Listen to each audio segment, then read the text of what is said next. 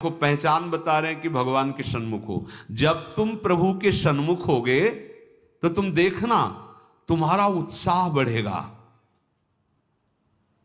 कभी कभी सत्संग में कहते हैं कि अब उस आनंद की उमंगन को कैसे बताएं। ऐसा समझ लो जैसे किसी का ब्याह तय हो गया हो संसारी पुरुष का और उसके मनोनुकूल पत्नी मिल गई हो और वो कितना फूला फूला घूमेगी, या माँ के इकलौते बेटे का ब्याह हो फिर वो कैसे फूली फूली सबका स्वागत आनंद। अब ये कहाँ परमानंद में प्रभु से उदाहरण बैठेगा, पर वो तो अद्वितीय है, अचिंत्य है। ऐसे ही चंद्र शाखा न्याय जैसा कि डाल के एक हाथ ऊपर देखो चंद्रमा दिखाई दे रहा है। अद्भुत फूलन, अद्भुत उत्साह। जिस समय भगवत सन्मुख होगे ना, एक ऐसी उन्मत्तता, एक ऐसे आनंद की उमंगन, उसके लिए ललचाओ। जो तुम खोज रहे हो वो इधर नहीं है, वो इधर है। परमानंद, विज्ञानानंद, क्या क्या भगवान की उस आनंद को महापुरुषों ने सजा करके बहुत सुख में, परमानंद में। निश्चित निश्चित हम कई बार कहा है कि अगर इस ऐसा कुछ होता तो हम कह जरूर देते, भले हमारी कमी होती कि हमारी कमी के कारण, पर हम कह देते, पर सच्ची कहते हैं। ओ उसी आनंद का ये जितना ये आनंद का जो क्षेत्र माना गया शरीर है, भोग है, इसकी तो दशा देख रहे हो। आनंद का स्वरूप प्रभु में। ज्यों ज्यों तुम्हारा प्रभु सन्मुख होकर कदम बढ़ेगा तो तुम्हारे अंदर अद्भुत आनंद, अद्भुत उत्साह, अद्भुत उत्कंठा और एक दिव्य शक्ति। ये भी बात, एक दिव्य शक्ति तुम्हारे अंदर, देवी संपदा बढ़ने लगेगी, एक अलौकिक शांति रहेगी, दुख सुख में एक समानता का भाव आ जाएगा। कोई भी भोग तुम्हें प्रिय नहीं लगेगा। नहीं खान पान ते भावे है, नहीं कोमल वसन सुहावे है, सब विषय लगे ते खारा है, हरि आशिक का मग न्यारा है। संत जन देखते ही ऐसे लगेंगे जैसे स्नेह संबंधी जन मिलते हैं। अच्छा अच्छा, ऐसे संतों को देखते ही मन नाच पड़ेगा। आज तो ओ भाग्य भगवत सन्मुख का, आज तो ओ भाग्य हमें साधु समागम मिला, हमें संत जन मिले। तुम्हारी विलक्षणी एक स्थिति होगी, कोई भी द्वंद्व तुम्हें स्पर्श नहीं कर पाएगा। निराशा, चिंता, भय, विषाद, कामना, वासना, ये सब क्षीण होने लगेंगी। केवल भगवत सन्मुखता। जब तक तुम भगवान की तरफ पीठ किए हो और संसार भोगों की तरफ मुख किए हो तो तुम कुछ भी कर लो, तुम्हें सुख शांति मिलने वाली नहीं। जितना जितना तुम भोग संग्रह, धन वैभव एकत्रित करोगे, उतना ही अशांत और चिंतित और शोकित होते जाओगे। ये महापुरुषों की बात है, देख लो अपने हृदयों को। जितना तुम भोगों की तरफ बढ़ोगे, परिणाम में ये दोष तुम्हारे अंदर आएंगे। जैसे भगवत सन्मुखता, तो कैसे जाने भगवत सन्मुख है? तो बोले ज्यों ही तुम भगवत सन्मुख होगे तो तुम्हारा एक एक क्षण नवीन उत्साह, नवीन उत्कंठा, दिव्य शक्ति और दैवी संपदा, शांति, समता, वैराग्य, प्रेम और संतों को देखकर अपार सुख। ऐसा ये भगवत सन्मुखता का लक्षण।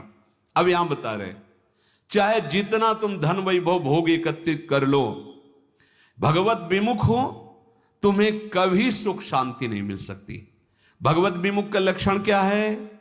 भय, विषाद, चिंता, राग, द्वेष, वैर, अशांति, द्रोह, दंभ, पाखंड, परिग्रह, हिंसा, कामना, वासना, ममता, दुर्गुण, दुर्विचार, भयानक दुख, ये भगवत विमुख के लक्षण हैं। जो भगवत सन्मुख होता है एक भी उनके हृदय में नहीं होते। ये जांचो जांचो, अंदर जांचो। भगवत विमुक्ता का लक्षण, मूल लक्षण, भोगों में सुख है, इसी में सारे दोष बैठे हुए हैं। और जहां भगवत सन्मुख हुए तहां तुम्हारा प्रतिपल नवीन उत्साह, नवीन उत्कंठा, दिव्य शक्ति, दैवी संपदा, शांति, समता, वैराग्य, प्रेम, समस्त द्वंद्वों से छूट करके एक अद्भुत आनंद और संत समागम जीवन बन जाएगा। देखो राधा बाबा पूर्ण महापुरुष हैं, कोई उनको जानना थोड़ी साधन साध्य के विषय में, पर आपको ध्यान होगा जब ऋषिकेश में उनके गांठों में बहुत दर्द, वात रोग के कारण, तो वो अपने निजी जन से कह रहे थे भाई मुझे सत्संग में पहुंचा दो। वो सेवा करते करते शायद श्रमित हो गए होंगे या जो भी, तो उन्होंने बाबा की इस बात का सपोर्ट नहीं किया। बहुत बार कहने पर तो बाबा कहा कि आप ये जानते हो कि हम जा ही नहीं पाएंगे। उन्होंने कहा आप जा ही नहीं पाओगे क्योंकि आपकी गांठ। बोले ऐसा नहीं। फिर जो बाबा ने अंदर बात की, वो जो लिखा था कि भगवान श्री कृष्ण से प्रार्थना की कि प्रीतम मुझे इतनी सामर्थ्य केवल दे दो कि जहां से सत्संग सुनाई देता वहां तक मैं पहुंच जाऊं, और एक बांस डंडा उठाया और बाबा घसीटते हुए वहां गए। इस बात का बहुत प्रभाव पड़ा हृदय में कि इनको कोई साधन साध्य विषय अब जानकारी की आवश्यकता नहीं, पूर्ण महापुरुष हैं, संपूर्ण हैं, उनमें कोई भी। लेकिन ऐसे महापुरुष होते हुए सत्संग की इतनी प्रियता, वो देखो लिखा है यहां, साधु सम एकदम आनंदित हो गए कि आज तो मुझे साधु समागम मिला। ये भगवत सन्मुख का लक्षण, विमुख का नहीं, भगवत सन्मुख का लक्षण। तो हम अपने को जबरदस्ती मुख मोड़ना होगा। अगर हम इसी जन्म में परम कल्याण चाहते हैं, इसी जन्म में सुख चाहते हैं, मुख मोड़ना हो। जबरदस्ती शब्द लिखा है, जबरदस्ती मोड़ना, हटो हटो। जैसे है ना कि अब जिस तुम कगार पे खड़े हो, भारी दरार पड़ गई है, जबरदस्ती हटो नहीं तो गिरने वाले हो, धारा में तुम बह जाओगे, डूब जाओगे। ऐसे ही तुम्हारी वही दशा है जैसे हरी हरी घास खा रहा है बकरा और बकरी से सहवास कर रहा है और बड़ा सुख का अनुभव कर रहा है, पर वो कसाईवाड़े में बंद है। वो ये नहीं जान रहा कि अब की नंबर हमारा आ रहा है गड़ासा चलने का, वो नहीं जान पा रहा है। इसी प्रकार आप खान पान, शौक, मौज मस्ती, परिवार, सांसारिक सुख भोग रहे हैं, पर आपको पता नहीं कि काल के कसाईवाड़े में है। मौत का गड़ासा वो बिल्कुल तैयार किए हुए है, बस समय की देरी है, नंबर आपका ही है। सावधान। इसीलिए करे जबरदस्ती भगवत सन्मुख करो अपने मन को, अपने तन को, अपनी वाणी को, अपनी चेष्टा को। कोई उपाय नहीं है बचने का। आपको दिखाई दे रहा क्या है, तो भयभीत कर रहे हैं, आप देख ही नहीं पा रहे हो, भय तो तांडव मचा रहा है। देख लो, ऐसे जरा सी भूमि हुई, हजारों लोग मकान के नीचे दब के मर गए। ऐसे जल में उफान आई, एक लहर आई, प्रांत का प्रांत नष्ट कर दिया। क्या क्या लीलाएं हो रही प्रकृति की, माया की। हमारा भी तो नंबर आएगा ना कोई तो आएगा, काल का रूप, कहीं ना कहीं कोई रोग, कोई घटना, कोई। और हम मस्त हैं जैसे बकरा हरी हरी घास खा रहा है, ऐसा ऐसा उसको लग रहा है हम बड़े सुखी, ये पता नहीं अगला नंबर हमारा है। तुमको बिना सूचना दिए, बिना राय के तुम्हारी मृत्यु तुम्हारा नाश कर देगी। मृत्यु किसी से राय लेती क्या कि अब हमारी प्रार्थना स्वीकार करें, हम अपना काम शुरू करें, यदि आपकी आज्ञा हो? ऐसा नहीं हो। अगर ऐसा हो तो कोई तैयार नहीं होगा, कोई नहीं तैयार होगा। बिना आपको सूचना दिए, बिना आपकी राय के वो आपका नाश कर देगी मृत्यु। इसलिए वो सहसा आप पर आक्रमण करेगी, उसके पहले आप सावधान हो जाओ। अब वो कब करेगी कुछ पता नहीं है, इसलिए आपको अभी से, इसी सेकंड से सावधानी करनी है। क्या? एक एक वृत्ति को कृष्णाकार कर दो, प्रियालाल के चरणों में लगा दो। बुद्धिमान उपासक सावधान, तुम्हारी जन्म के साथ ही मृत्यु पैदा हो चुकी तुम्हारी। कितने अनुभवी महापुरुष कह रहे हैं सावधान, जब तुम्हारा जन्म हुआ था उसी समय तुम्हारी मृत्यु भी पैदा हो गई है। बस तुम्हारे साथ चल रही मृत्यु अवसर देख रही है, समय देख रही, जहां पूरा हुआ वो अपना काम कर देगी। इसलिए प्रतिक्षण तू मृत्यु की दृष्टि में है, शिकार बिल्कुल लक्ष्य पे है। मृत्यु का अंतिम स्पर्श तुम्हारा सर्वनाश कर देगा। शरीर, रुपया, पैसा, कामना, घर, मकान, पद, पदवी, सब। अतः तुम कुछ ऐसा करो जिससे मृत्यु शरीर पर प्रभाव पड़े, आप पर नहीं। आप कर्ता भोक्ता भाव में, इसलिए आप पर प्रभाव पड़ता है। वो क्या है? इस चक्र से सदा छूट जाने के लिए एकमात्र सब ग्रंथ, सब संत और सब पंथ का निर्णय है सतत भगवत भजन, सतत भगवत चिंतन, प्रभु के आश्रित होकर प्रभु का भजन। एक छोटी सी वस्तु जब भाव में भरकर आप प्रभु को समर्पित करते हैं तो प्रभु से बहुत बड़ी मान लेते हैं। हमारे प्रभु का स्वभाव ऐसा है। पत्रम पुष्पम फलम तोयम ये में भक्ता प्रति। देखो नाशवान वस्तु है ना, अगर एक चुल्लू जल भगवद अर्पण कर दिया, भगवान उतने में प्रसन्न हो रहे हैं। एक तुलसी दल ले लिया, ऐसे एक फूल ले लिया, कोई फल ले लिया, और भगवान भाव में भरकर कहते हैं अश्नामी, मैं उसे खा लेता हूं। जैसे फूल सूंघने की वस्तु है, पर भगवान कर मैं पा लेता हूं, पत्ता पा लेता हूं, जल पा लेता हूं, फल पा लेता हूं। पत्रम पुष्पम फलम तोयम ये में भक्त्या, भक्ति भाव से जो भक्त अर्पित कर देता है, भगवान कहते हैं मैं उसे पा लेता हूं, वो शाश्वत हो गई। दो प्रकार की बैंक है, एक मायाकृत बैंक, एक हरि बैंक। हरि बैंक में वही वस्तु जमा होती है जो त्वदीयम वस्तु गोविंदम तुभ्यमेव समर्पय से होता है। ध्यान रखना, आपके द्वारा दी हुई वस्तु आपको समर्पित है, ये हरि बैंक में जमा हो गया। अगर आप निष्काम भाव से करते तो भगवत प्राप्त हो जाएंगे, सकाम भाव से करते तो आपको बहुत आगे बढ़ करके मिलेगी। और यहां जो बैंक में मायाकृत जमा है ये सब रद्द, शरीर छूटा, सब व्यर्थ गया। मानव जीवन का एक एक क्षण इतना कीमती है कि उसके बदले में फिर कुछ नहीं है कि हम ये दे करके समय खरीद ले। तो ऐसे समय को केवल केवल महामहिमा में भगवान नाम स्मृति में लगाओ। सब चेष्टाएं हो रही, नाम जप कर रहे हैं, आपका बैंक बैलेंस बढ़ रहा है। एक एक नाम, जैसे कोई भूखा व्यक्ति एक एक कवल पाता है तो तुष्टि पुष्टि क्षुधा निवृत्ति होती जाती है, ऐसे ही एक एक नाम संसार से वैराग्य, अपने स्वरूप का ज्ञान और भगवान के चरणों में प्रेम, ये तीनों होते चले जा रहे हैं। पर जैसे बहुत भूख लगी हो तो दो चार कवल में और भूख बढ़ती नजर आती है, तृप्ति का बोध नहीं होता।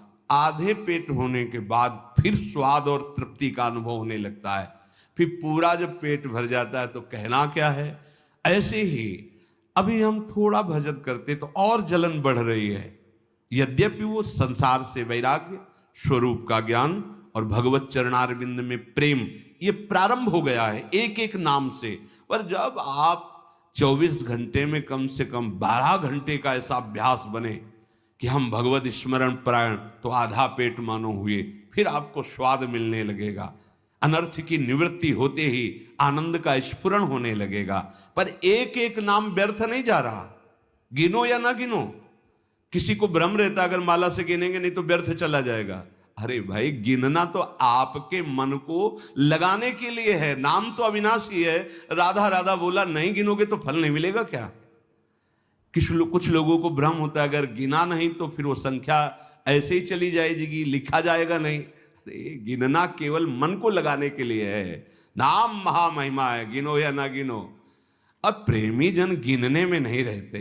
हाँ, प्रेमी जन तो श्वास प्रश्वास अपने प्रीतम के नाम का वर्तमान में स्वाद ले रहे, उसका और कोई फल नहीं चाहिए। ये जिह्वा पे राधा राधा चल रहा है, हमें सब कुछ मिल गया, बस यही चलता रहे, हम भूलूं ना। इतना स्वाद, इतनी महासुख की वृत्ति उदय होती है। सामने प्रियालाल हृदय आनंद की उफान में, जिह्वा पे नाम, अब उसे क्या चाहिए? जो क्षण चला गया वो लौटकर दोबारा तुम्हारे जीवन में नहीं आएगा, बहुत बड़ा घाटा। अगर खाली चला गया तो बहुत बड़ी हानि, बहुत बड़ा छिद्र, बहुत बड़ी दोष वृत्ति हो गई। जरा सा भगवत विस्मरण में अंतर, माया का प्रवेश। का हनुमंत विपति प्रभु सोई, जब तो सुमिरन भजन न होई। श्वास प्रश्वास लगातार भगवान नाम का अभ्यास, भगवत स्मृति। कहीं भी जा रहे हो, कोई भी कार्य कर रहे हो, किसी से भी कोई व्यवहार कर रहे हो, अंदर ही अंदर स्मरण, प्रभु का स्मरण न छूटने पावे। लाभ हरिवंश के नाम उच्चारण, लाभ इससे बड़ा कोई लाभ नहीं। राधा राधा हरि हरि, अगर नाम उच्चारण हो रहा अंदर, बहुत बड़ा लाभ मिल रहा है। 1,00,000 रुपया 1 घंटे में कमा लिया और हरि को भूल गए, किस काम में आएगा? और 1 घंटे बाद शरीर छूट गया, 1,00,000 रुपया कमा लिया है, हरि का नाम नहीं लिया, तो आएगा क्या हाथ? और 1 घंटे लगातार नाम जप किया है, भले हमारे पास लौकिक वैभव नहीं है, लेकिन ना तो संताप होगा, न शोक होगा, न चिंता होगी, न भय होगा, एक आनंद, और वो अनंत काल के लिए बैंक में जमा हो गया अविनाशी नाम। ये हमारी समझ में क्यों नहीं आ रहा? लाखों रुपया इकट्ठा कर ली, चिंता है, शोक है, भय है, नाना प्रकार की वासनाएं जल रहे हैं, लाभ क्या मिला? नाम चल रहा है, माना कि आपके पास उतना ऐश्वर्य नहीं है, यथा लाभ संतोष, जितना प्रभु दिए सन, पर आपका हृदय प्रफुल्लित रहेगा, भरोसा बहुत बड़े स्वामी का है, और एक एक नाम आपका जमा हो रहा है। सदगुरुदेव भगवान एक दिन बोले थे, एक एक सेकंड का तुम्हारे हिसाब होगा। ऐसा नहीं है कि तुम नाम जप कर रहे हो, उनके लिए जल रहे हो, कष्ट सह रहे हो, तो तुम्हें किसी को बताने की जरूरत है। एक एक सेकंड का हिसाब होगा और आप निहाल हो जाओगे। वो एक एक सेकंड आपको देख रहा है, आपके एक एक सेकंड की वृत्ति का हिसाब होगा। बहुत उदार दानी हैं हमारे प्रभु, अति उदार भी सुंदर। ऐसे मालिक के सेवक हो, वो एक एक सेकंड देख रहा है और तुम्हारा हिसाब करेगा। बाहर से नाटक करोगे, भक्ति का दंभ करोगे तो समय लगेगा, दंभ पूर्वक भी भक्ति की व्यर्थ नहीं जाती। झूठा खेले साचा हो, एक दिन ऐसा झटका लगेगा माया का कि अपने आप सच्चाई पे खड़े हो जाओगे। वो बहुत खिलाड़ी है, उससे बड़ा कोई खिलाड़ी नहीं। करो करो दम, करो नाटक। अब वो अपना नाटक विस्तार करेगा और ऐसी जगह खड़ा करेगा जहां कोई नहीं, तब पुकारोगे हे हरि, तो बोलेगे आ जाओ, हम तो पहले ही बांह फैलाए बैठे थे, पहले ही तुम तो हमें केवल निमित्त बनाकर भोगों के लिए तुम चल रहे थे, लेकिन अब असलियत में पुकारा, आओ हम तुम्हारे स्वागत के लिए खड़े हैं। झूठा खेले, ये खेल ऐसा है, झूठा खेले साचा होए। अगर झूठ से भी कोई भक्ति करने लगे तो सच्चाई में भगवान उसे भक्त बना देते हैं। हाँ, जो कोई भक्ति करे कपट से, उसको भी अपनाऊं, साम दाम और दंड भेद से सीधे रास्ते लाऊं। साम दाम दंड भेद, सीधे रास्ते लाऊं, नकली से बनाऊं असली। यही मेरे मन में छड़ी भगत मेरे मुकुट मणि। मैं हूं भक्तन को दास, भगत में आह। कितने कृपालु स्वामी है।